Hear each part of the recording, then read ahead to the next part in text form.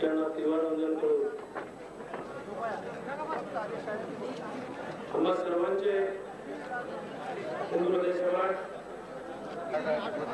हिंगोली लोकसभा मतदारसंघाचे शिवसेना भारतीय जनता पक्षाचे उमेदवार शिवाजी माने असले सर्व शिवसेना भारतीय जनता पक्षाचे पदाधिकारी मतदान करावं मी आपल्याला कळकळीची विनंती करणार. त्याचं कारणही असं आहे या देशामध्ये 12वी लोकसभेची निवडणूक आहे. या निवडणुकीला एक आगळं महत्व प्राप्त झाल्यावर मतदान केलेलं आहे. परंतु ही निवडणूक एक आगळी निवडणूक आहे. त्याला एक वेगळं महत्व प्राप्त झालेलं आहे असं मी सांगतो खरं. परंतु दिवसाढवळ्या या काश्मीरमध्ये पाकिस्तान मधून अतिरेकी घुसून निष्पाप या नागरिकांची हत्या करतात. काल परवाची घटना माहिती आहे. एका गावामध्ये अतिरेक्यांनी घुसून सकाळी 7 वाजता 24 पंढ्यांना ब्राह्मण पंढ्यांना मृत्युमुखी पाडले. त्यांची हत्या केली. त्या गावामध्ये केवळ एक ब्राह्मणाचा मुलगा त्या ठिकाणी फक्त जिवंत आहे. त्या ठिकाणी आमच्या देशाचे पंतप्रधान गेले, घटनास्थळी गेले. त्यांनी त्या मुलाला दत्तक घेतलं. त्या मुलाच्या आयुष्याची जबाबदारी स्वीकारली. परंतु अतिशय शर्मेची अतिशय लाजेची बाब आहे की पाकिस्तान मधून बांगलादेश मधून आमच्या देशामध्ये अतिरेक येतात. निष्पाप आणि निशस्त्र लोकांवरती हल्ले करून जाळला जातो. परंतु राज्यकर्त्यावरती कुठलाही परिणाम होत नाही. यापेक्षा सर्वात मोठी बाब आहे. बाजूलाच आमचा एक राष्ट्र आहे पाकिस्तान जो हिरवा राज्य करावा. परवा मुस्लिम बांधवाचा एक धार्मिक कार्यक्रम झाला. त्या ठिकाणी जवळपास 14 लाख मुस्लिम बांधव देशाच्या कानाकोपऱ्यातून एकत्र आले. तरी ती दंगल घडली. ही अभिमानाची बाब आहे. ही गर्वाची बाब आहे असं मी म्हणेन. परंतु आमच्यावरती आरोप केले जातात या शिवसेना भारतीय जनता पक्षाच्या शासनाने प्रगतीमध्ये कुठले प्रश्न सोडले, कुठल्या समस्या सोडल्या, अशा प्रकारचे आरोप की काँग्रेसची बाणगोळा आणि जनता दलाची बाणगोळा आमच्यावरती करणार.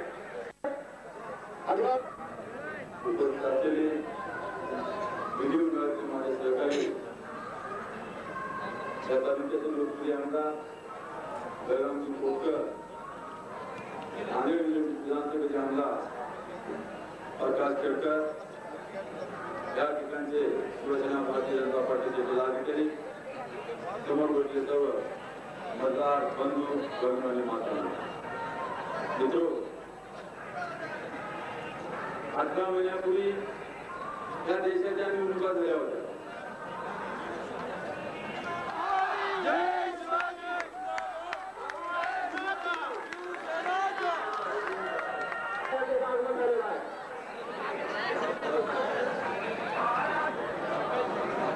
या देशाला दारिद्र्याचं खापर आले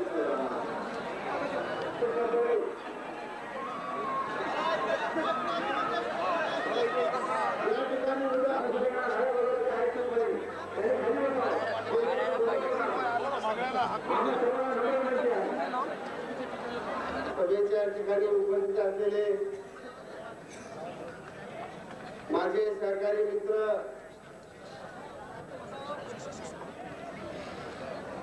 आमदार प्रकाश खेडकर नांदेड, आमदार सुभाष भाई परभणी जिल्ह्याचे अध्यक्ष, या प्रचार सभेत उपस्थित असलेले शिवसेना भारतीय जनता पार्टीचे पदाधिकारी, कार्यकर्ते, या मतदारसंघातील उपस्थित बंधू आणि भगिनींनो, आपण जर मागे थोडंसं वळून जर पाहिलं तर गेल्या 9 वर्षात या हिंदुस्थान सारख्या गरीब राष्ट्रावर 4 वेळा लोकसभेच्या निवडणुकीच्या कार्यक्रम घेण्याचा या काँग्रेसच्या राजवटीत योग आलेला आहे. 9 वर्षात 4 वेळा तब्बल 4 वेळा लोकसभेची निवडणूक घेतल्या जाते. ही 4थी निवडणूक आहे. आपण भेटी देऊ शकत नाही. त्या 5 वर्षाच्या अगोदर 5 वर्षाच्या काळात त्या 1.5 वर्षापूर्वी प्रशासनाद्वारे या हिंगोली मतदारसंघाचा सर्वांगीण विकास करण्याचा आम्ही प्रयत्न केला. या महाराष्ट्रात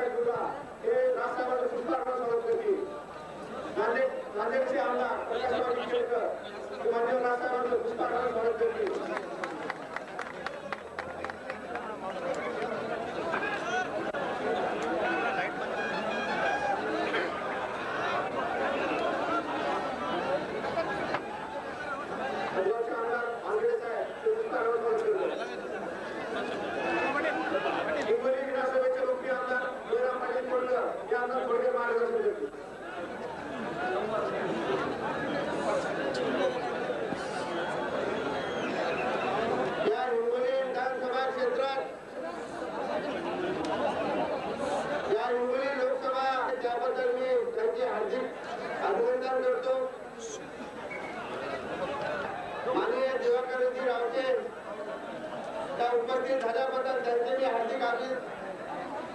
आपण गेल्या 1.5 वर्षापूर्वी या हिंगोली लोकसभा मतदारसंघातून 80,000 आणि माझे 4 शब्द संबोधतो. जय हिंद, जय महाराष्ट्र. मान्यवर शिवाजीराव माने हे आता आपणास मार्गदर्शन करतील.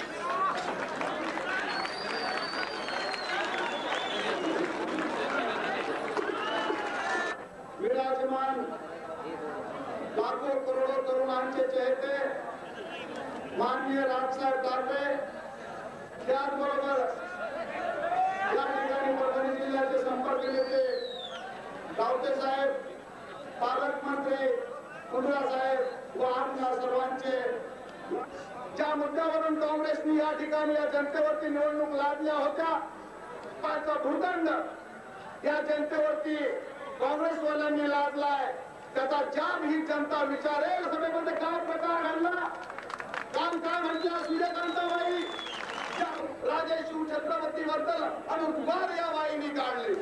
काय बोलल्या या बाई? म्हणे करताना विनंती करायची आहे, ज्या वेळेची बाई तुमच्या गावामध्ये येईल त्यावेळेस याचं स्पष्टीकरण तुम्ही सर्वांनी मागितलं पाहिजे. मित्र आणि आमच्या बाळासाहेबांच्या बाबतीत सुद्धा अशाच प्रकारच्या उद्गार त्यांनी काढले. काय म्हणली ही बाई? बाळासाहेब म्हणे माडीवरून लग्न करतात आणि शिवसैनिक खाली घेतात. अशा प्रकारचे घाणेरड्या बाईला तुम्ही संसदेत बसवणार का? हा माझा प्रश्न केला. अटल बिहारी वाजपेयीला मला संसार करता आला नाही आणि तुमचं एक एक लफडं आम्ही काढावं का? तुम्ही स्पष्ट शब्दात सांगा, आम्ही तुमचं एक एक नमुना लोकांच्या समोर सादर करतो.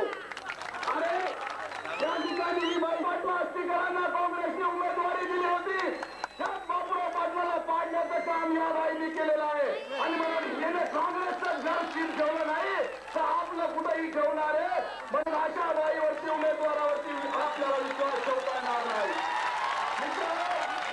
या बाबतीत त्यांच्याकडे आज प्रचाराचा मुद्दा उभा नाही. एम प्रकारे आमच्या राज्य सरकारवरती खापर फोडण्याचा प्रकार चाललाय किंबहुना उमेदवारांच्या बाबतीत. आज काँग्रेसवाले प्रचारात काय म्हणतात, तुमच्या खासदारांना 18 महिन्यात काय केलं आणि 18 महिन्यात खासदारांनी काय केलं ह्याचा जाब ही जनता विचारेल. ही चिपडी काँग्रेस आम्हाला विचारू शकत नाही. ज्या जनतेनं आम्हाला या ठिकाणी निवडून दिलं ती जनता आम्हाला विचारेल तुम्ही 18 महिन्याच्या काळामध्ये काय दिवे लावले. जेवढा काय वेळ या ठिकाणी आम्हाला मिळाला, 4 महिने सेशन मध्ये गेले. मागचं वर्ष संपूर्ण निवडणुकांचं वर्ष होतं, त्याच्यामध्ये 12 महिने गेले. उरले केवळ 2 महिने आणि 2 महिन्यामध्ये संबंधीचा प्रश्न असो किंवा कर्नाटक सीमाचा प्रश्न असो, या प्रश्नावरती आम्ही या ठिकाणी हाऊस सुद्धा या ठिकाणी बंद पाडलं होतं. आणि आपण सर्वांनी या ठिकाणी जो काही वेळ आम्हाला दिला होता त्या संधीचा आम्ही या ठिकाणी सोनं करून दाखवले. एकच प्रश्न या भागाचा मित्रावर राहिला आहे आणि तो म्हणजे हिंगोली जिल्हा निर्मितीचा. तोही या 2 वर्षाच्या आत होईल. या संबंधी आपल्याला या 22 तारखेला या भ्रष्टाचाराने बरबरलेला हा काँग्रेसचा पंजा साफ काढून टाकायचा आहे. आणि येणाऱ्या 22 तारखेला आपल्याला जे मतदान या ठिकाणी करायचे ते बाळासाहेबांच्या विचाराला आणि अटल बिहारी वाजपेयी यांच्या पंतप्रधान पदाला. आणि म्हणून आपण सुद्धा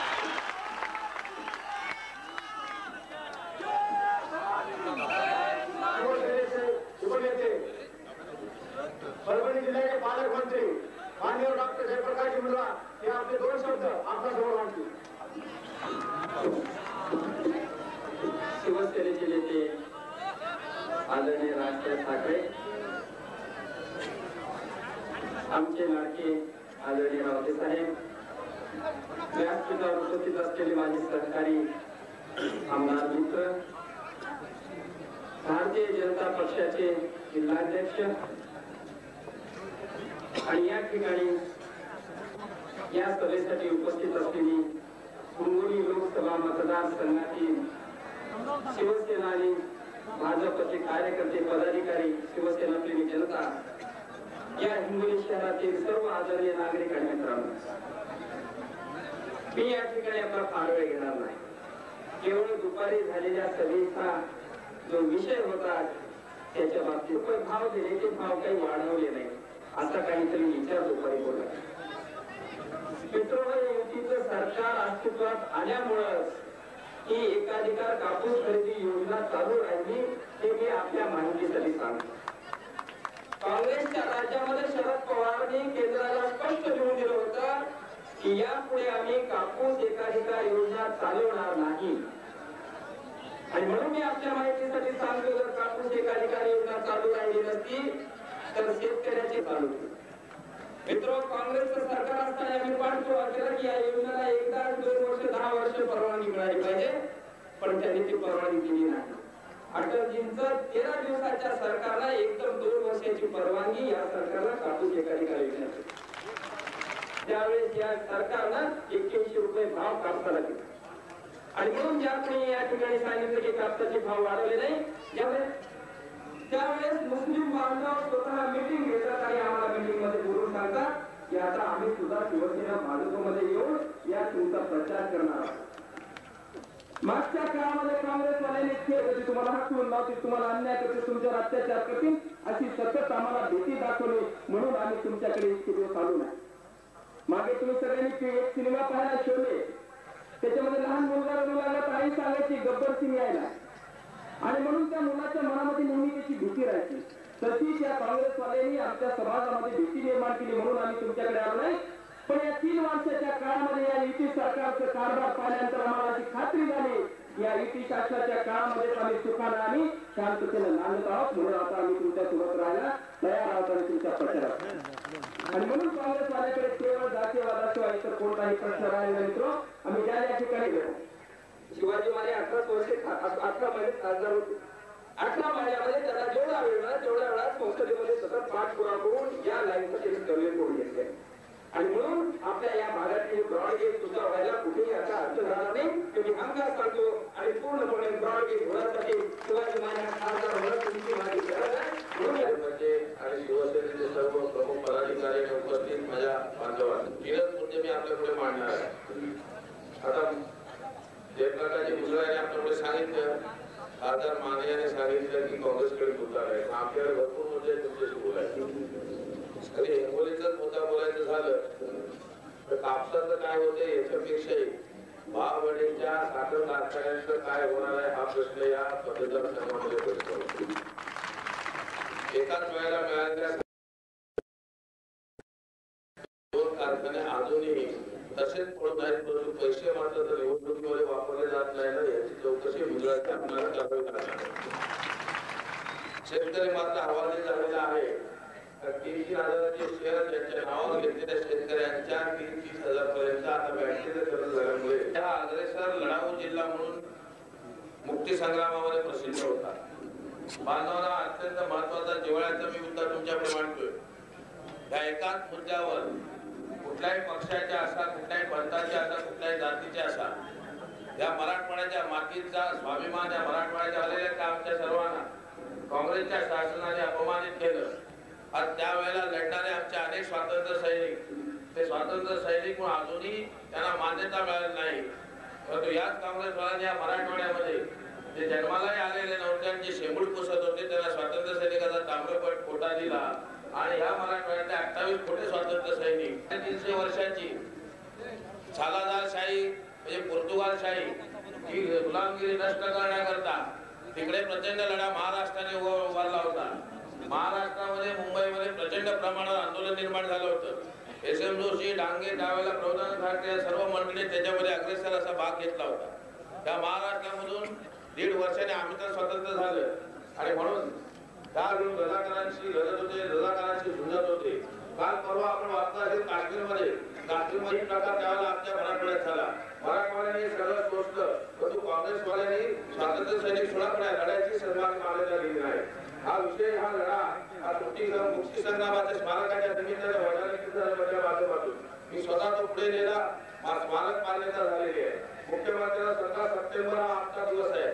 17 सप्टेंबर हा प्रबोधनकारांचा जन्मदिवस. 17 सप्टेंबर हा मराठवाड्याचा मुक्ती लढ्याचा दिवस.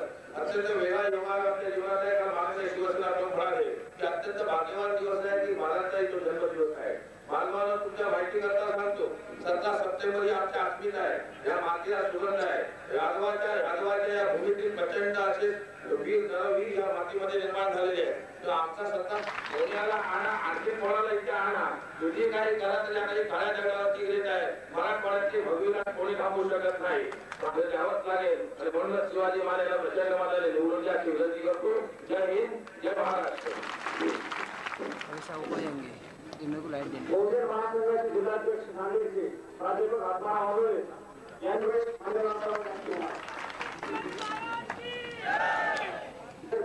काँग्रेस पक्षाला त्या मुस्लिम बांधवांना शिवसेनेत प्रवेश केलेला. आता आपण त्यांची आतुरतेने वाट पाहणार असे भारतीय विद्यार्थी सेनेचे अध्यक्ष तसेच शिवसेने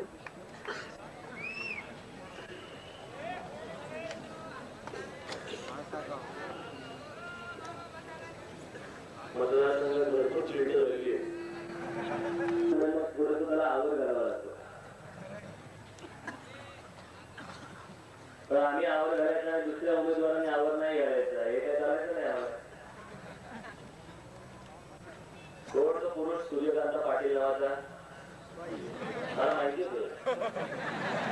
पण बाई पुरुषासारखं बोलायला लागल्यावरती पुरुषच बोलायला पाहिजे.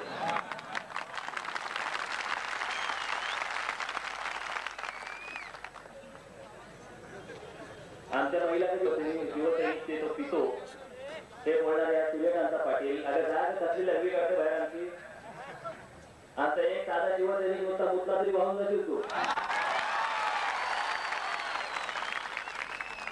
गोष्टी करते आम्हाला सांगते त्या आश्वासन बाईने बाईसारखंच वागव. चांगले संस्कार झालेले असले की व्यवस्थित वागतो माणूस.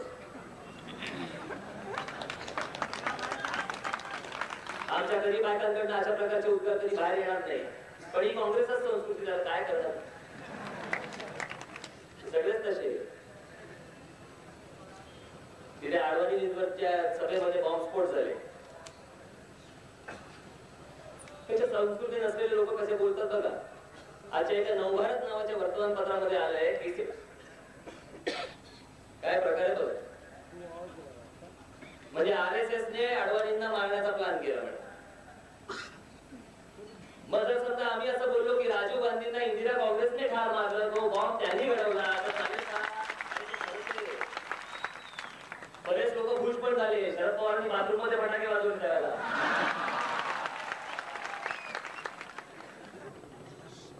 महाराष्ट्रामध्ये एकूण जर शिवसेनेची परिस्थिती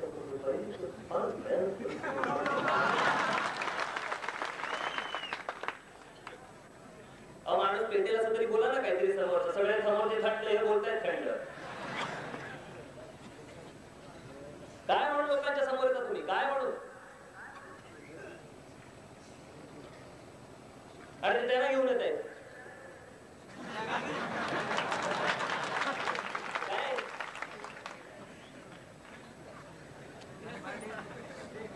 सोनिया गांधी आणतायत सगळीकडे. मी जातोय तिकडे, एक तर पुढे तरी येत नाही तर मागे तरी येत. Dance party.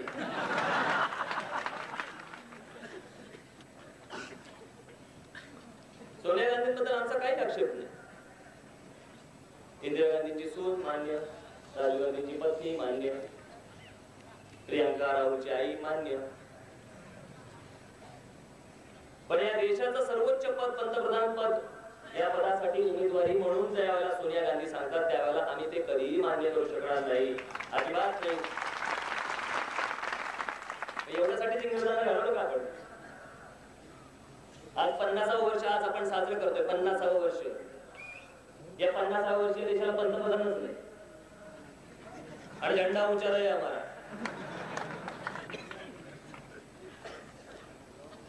आज अनेक स्वातंत्र्य सैनिक, अनेक पुढे बुजुर्ग लोक माझ्यासमोर बसले असतील, माझ्या वडिलांच्या वयाचे, माझ्या आजोबांच्या वयाचे.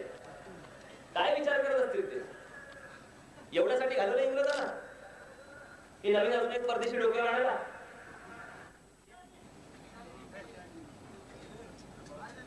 काय बाई बोलते? आता मी तिकडे विदर्भामध्ये होती. आमचे गजानन महाराज यांच्याबद्दल कोणतरी पडवून, माझं असं म्हणणं आहे, या बाईंनी बोफोर्स मधली जी कोणी नावं आहेत ती जाहीर करण्याच्या ऐवजी या बाईची भाषणं कोण लिहिते त्यांची नावं पहिली जाहीर करावी. त्या बाईला धड हिंदी बोलता येत नाही. आमच्या गजानन महाराजांचा ती बाई काय बोलते? महाराष्ट्र के संत गजानन महाराज. कोण गजानन? कोण? आम्हाला गजानन महाराज माहिती आहे, गजानन महाराज आम्हाला कोणी माहित नाही. ज्या बाईला संस्कृती माहित नाही, ज्या बाईला हिंदी बोलता येत नाही, आणि काँग्रेसवाले पंतप्रधान पदाचा उमेदवार म्हणून त्यांना जाहीर करतायत. लाज वाटते. काय प्रकार होते बघा. आज अनेक लोक, आज अनेक बुजुर्ग लोक आज बोलतात की खरंच या काँग्रेसवाल्यांपेक्षा ते ब्रिटिश परवडले होते. पुण्यामध्ये 2 ब्रिज आहेत, 2 ब्रिज.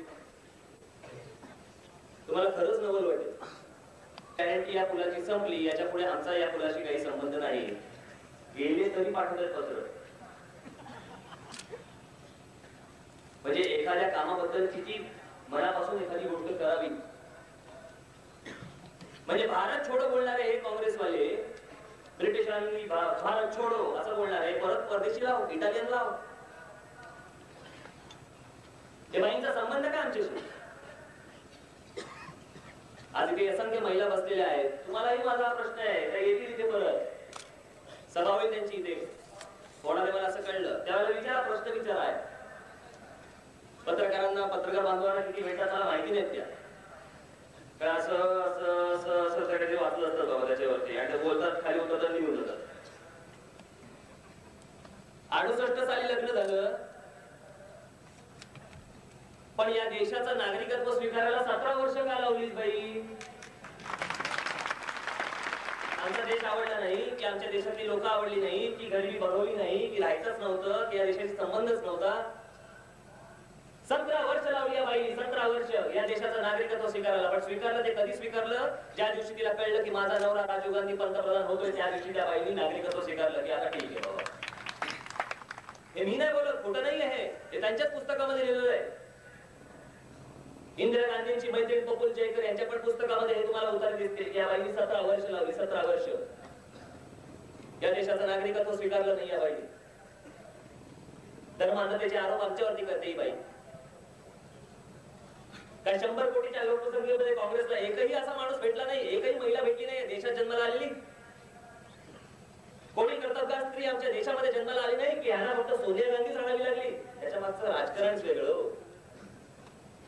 शरद पवार म्हणतात की सोनिया गांधींना पुढे आणणं हे आमचं व्यावहारिक धोरण. व्यावहारिक धोरण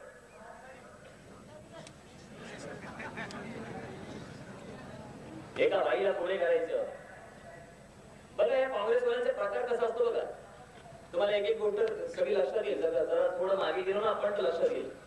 84 साली इंदिराजी गेल्या, काँग्रेसला बहुमत प्राप्त झालं हो की नाही. 89 साली कोणच नाही गेलं, काँग्रेस हरली. 91 साली परत राजीव गांधी गेले, परत काँग्रेस सत्तेवर. परत 96 साली कोणच नाही गेलं, परत काँग्रेस गेली. मग आता परत कोण जात नाही बघून परत सोनिया गांधी. हा ये बाई ये, मागची असो बाहेर काढ आणि परत आम्हाला मत मिळवून द्या आणि जा घरी परत. एवढ्यासाठी म्हणून आणतात परत. स्वतःच्या कामावरती स्वतःच्या जोरावरती जर सत्ता आणता येत नसेल तर घरात बसा, वृद्धाश्रम बांधले होती सरकारने.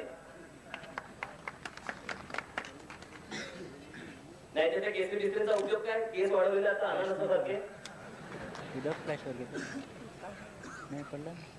मला एक काँग्रेसचा आमदार मला सांगत होता, मध्यंतरी भेटला होता एक काँग्रेसचा, मला वेळ पडली तर सांगितलं बोलतो.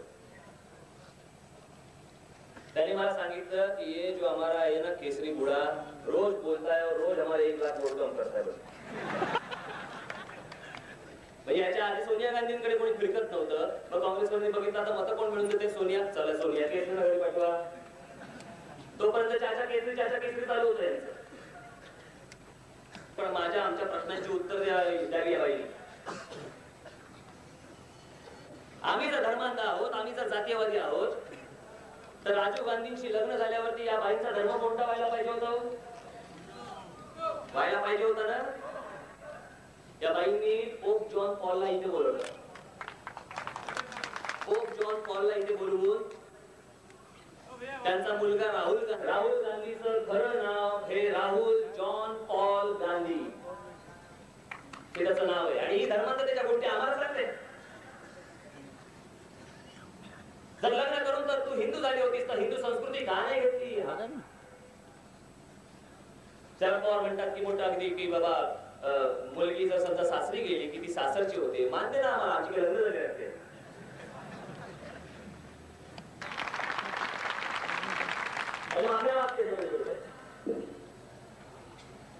ते काय इटलीची आहे ना, तिथे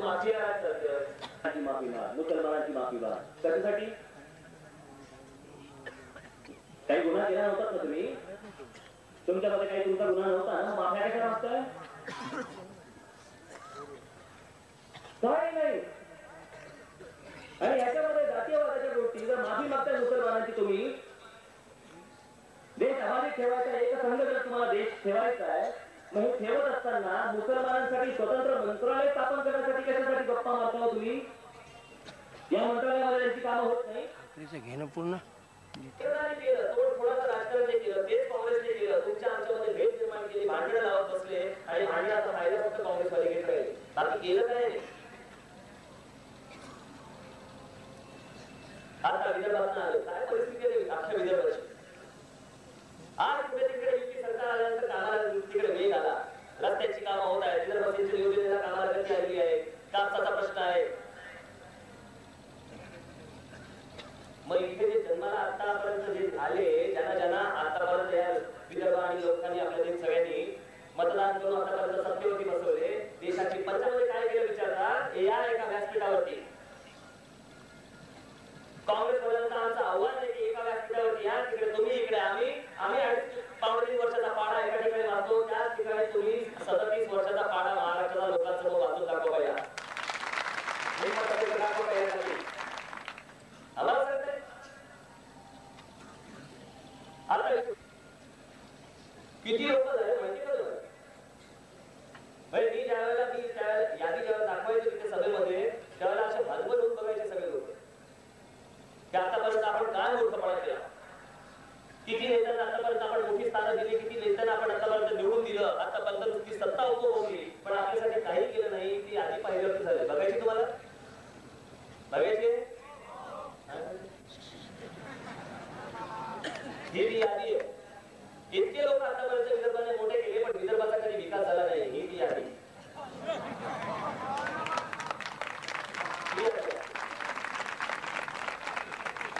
याच्यामध्ये एक जरी व्यक्ती खोटी असेल तरी मी याच्यापुढे भाषण थांबवेल. मी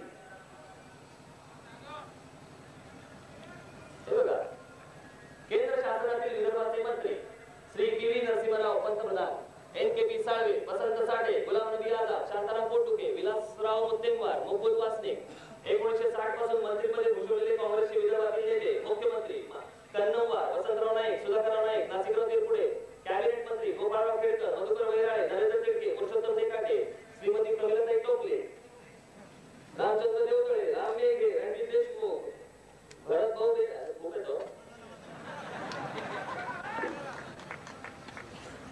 या लोकांनी कधी आतापर्यंत पाहिलं नाही ना, महाराष्ट्राकडे पाहिलं. याच्यासाठी पाहण्यासाठी एक मनात इच्छा लागते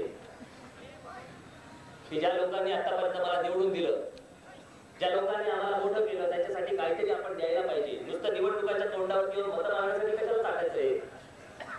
भाई, निवडणुकांच्या तोंडावरती यायचं आणि हनवटीला हात लावायचा आणि नंतर कनवटीला हात लावायचा. चारही जागा पडणार दिलं. त्यांना वाटलं काय काँग्रेसने युती केली आपल्याबरोबर. काँग्रेसची युती करता आज जे कोणी दलित बांधव आले असतील त्यांनी हे ऐकावं. जे आज आरपी आहे सत्तेसाठी म्हणून फक्त काँग्रेस बरोबर युती करताय, त्यांनी कधीतरी मागचा इतिहास कोणाला बाहेर काढून बघावा. भारतरत्न डॉक्टर बाबासाहेब आंबेडकरांना फक्त नुसतं पुढे करायचं आणि त्यांच्या नावावरती मतं घ्यायचं राजकारण आतापर्यंत त्यांनी केलं. त्या डॉक्टर बाबासाहेब आंबेडकरांना लोकसभेमध्ये जाऊ दिलं नाही आणि खासदारकीच्या निवडणुकीमध्ये पराभव केला तो या काँग्रेस पक्षाने. पंडित जवाहरलाल नेहरू आले यांना पाडल्या बाबासाहेबांना.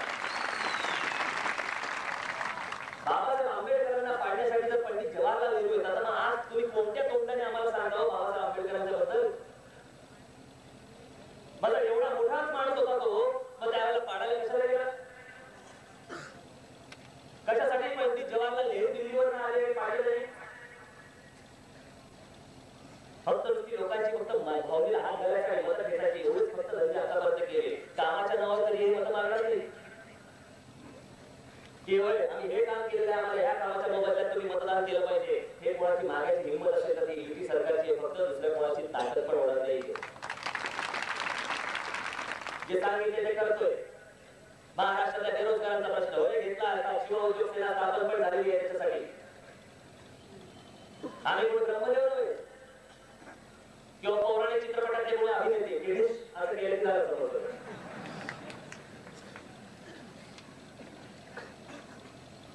मुंबई, पुणे, संभाजीनगर, नाशिक या ठिकाणी कामाला सुरुवात झाली. महाराष्ट्राच्या प्रत्येक जिल्ह्यामध्ये सुरुवात होते. पैसे अभावी थोडीशी कमी पडतोय, पण होणार, सुरुवात होणार. आज ज्या ठिकाणी सुरू झालेली आहे तिकडे जवळपास 4-5 हजाराच्या वरती आज बेरोजगार आहेत. अनेक जणांचे रिक्षा सुरू आहे, स्टॉल सुरू आहे. हे शिव उद्योग सेनेचं काम आहे. या देशामध्ये एकही राजकीय पक्ष असा नाही की ज्यांनी आतापर्यंत असा मोठ्या प्रमाणावरती बेरोजगारांचा विषय घेतला. मागे हटायला आमचा अण्णा पवार नाही. खोटं बोलतो माणूस, खोटं बोलायलाही काही सीमा. 84 सालीची वक्तव्य आहेत माझ्याकडे आता पुरावे दाखल. तुम्हाला जर खोटं वाटत असेल तर दाखवतो. बघायचे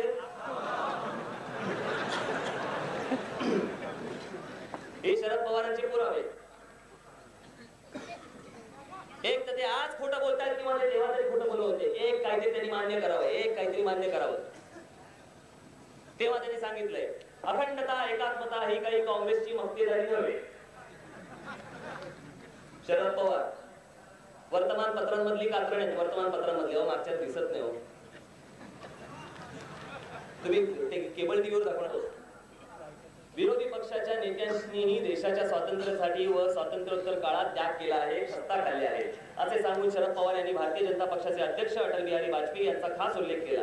ते म्हणाले की अटलजींचा आज वाढदिवस आहे. या माणसाने खूप त्याग केला आहे, खस्ता खाल्ले आहे. त्यांच्या वाढदिवसानिमित्त मी अभिनंदन करतो.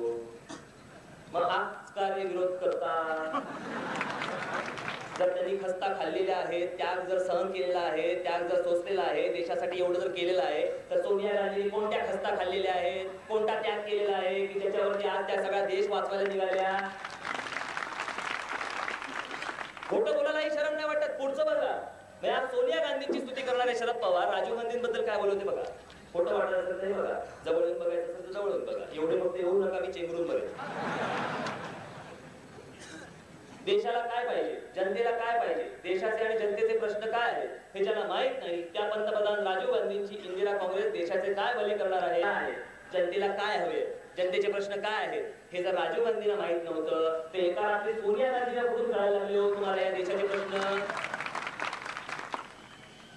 फक्त नुसतं ह्यांना मत पाहिजे तेवढ्यासाठी फक्त बायकांच्या महिलांचे अश्रू बाहेर काढण्यासाठी परत ते आणायचं आणि ते राहुल आणि सोनियाला घेऊन फिरायचं आणि मग परत लोकांकडे कशी ग बाई दिवस काढत असेल, मध्ये काढते दिवस, काही वाईट नाही चाललंय.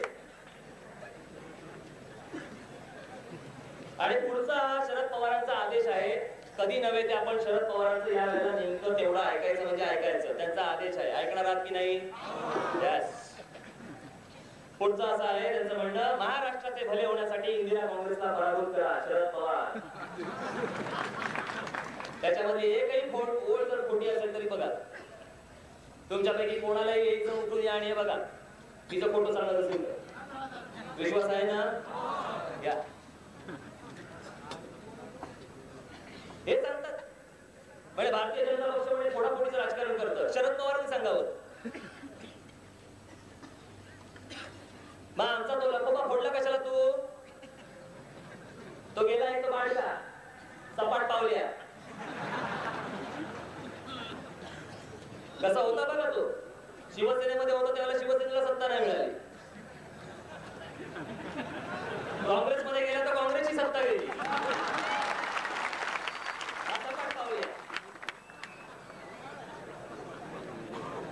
आणि म्हणून शिवसेनेने काही विचारत नाही, काँग्रेसमध्ये वेलेला पाडगा म्हणून काँग्रेसवाले विचारत नाही, म्हणून इथला नाही ना तिथला, मग इथला नाही ना तिथला नाही तो कोण? छगन. आई वडिलांना तेव्हाच कळलंय का आता पुढे काय करणार आहे म्हणून, तेव्हा लहानपणीच ठेवला छगन.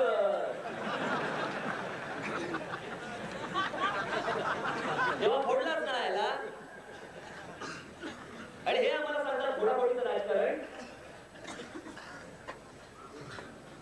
हे इथलं आमचं गुंडेवार होतं ना,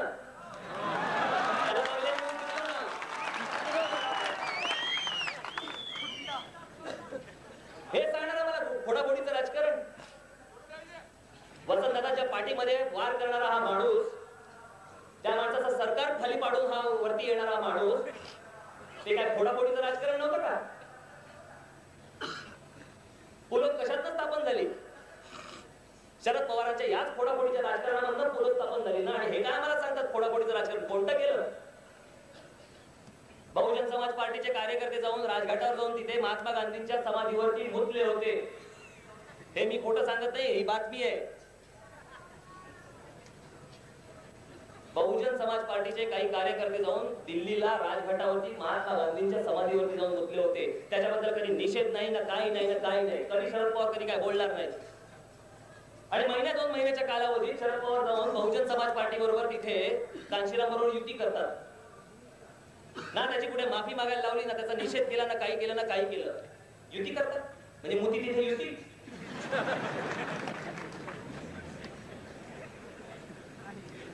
मग हे काय सांगणार आम्हाला गांधींच्या गोष्टी? अधिकार तरी उरतो का? याच्यामध्ये कुठेही त्यांच्या वयाचा आम्ही अपमान करत नाही, कोणाच्याही वयाचा अपमान करायचा नाही आम्हाला. पण पहिल्यांदा यांनी आमच्या देशाचा मान राखावा, त्याच्यानंतर आम्ही यांच्या वयाचा मान राखू. तोपर्यंत राखणार नाही अजिबात. काय वाटेल ते करावं का येऊन?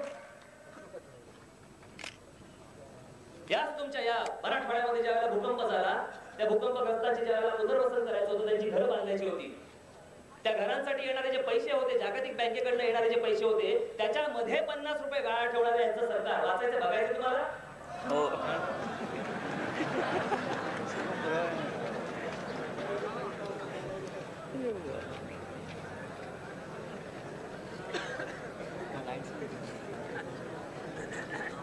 रुपयांची मदत करण्याचे ठरवितात. अचानक घर बांधणीचा दर चौरस फुटाला जो दर होता तो कसा बदलला आहे? चौरस फुटाला 50 रुपये, याप्रमाणे 20,000 घरांच्या बांधणीतील कमाई कोणाची हा प्रश्न निर्माण झाला. म्हणून जागतिक बँकेने दर का व कसा वाढवला याचा तपशील मागितला. लाज वाटायला पाहिजे यांना, लाज. प्रेताच्या काळूवरचं लोणी खाणारी अवलाद हे आम्हाला शिकवते. भूकंपग्रस्त पहिल्यांदा घर द्यायचं ते सोडून त्याच्यामध्ये 50 रुपये तुम्ही गाळा ठेवता. हे शरद पवारांचं पुस्तक आहे, मिळालं वाचता पण धोरणे आणि परिणाम नावाचं. यांनी आम्हाला सांगावं आम्ही जे करतोय ते खूप करतोय, थोडा बहुत वेळ तर लागेल.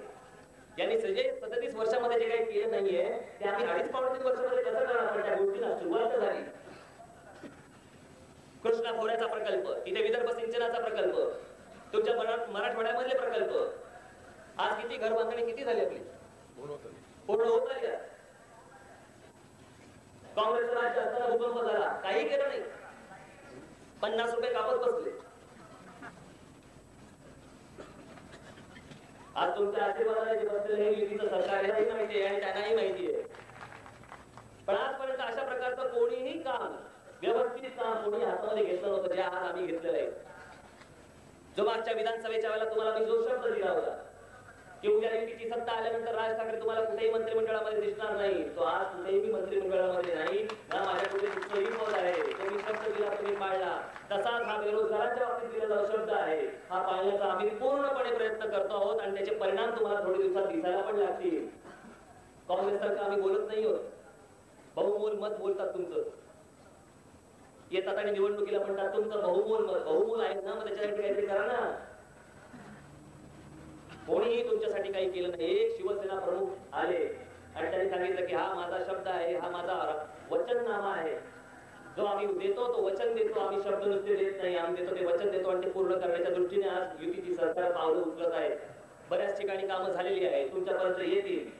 उद्या हे कोणीही काँग्रेसवाले आले आणि तुमचे कान भरवायला लागले तरी कोणाहीवरती विश्वास ठेवू नका. आमच्याकडनं तुमचा कधीही विश्वासघात होणार नाही, तुमच्या पाठीमध्ये कधीही खंजीर खुपसला जाणार नाही. कारण आमचं आडनाव ठाकरे आहे, ही शिवसेना आहे, शब्दाला जागणारी सेना आहे, एवढं आपण लक्षात ठेवावं. आणि मानेंना परत आपण तिकडे आपण लोकसभेमध्ये प्रचंड बहुमताने आपण त्यांना पाठवावं ही विनंती करून तुर्त मी आपली रजा घेत आहे. जय हिंद, जय महाराष्ट्र.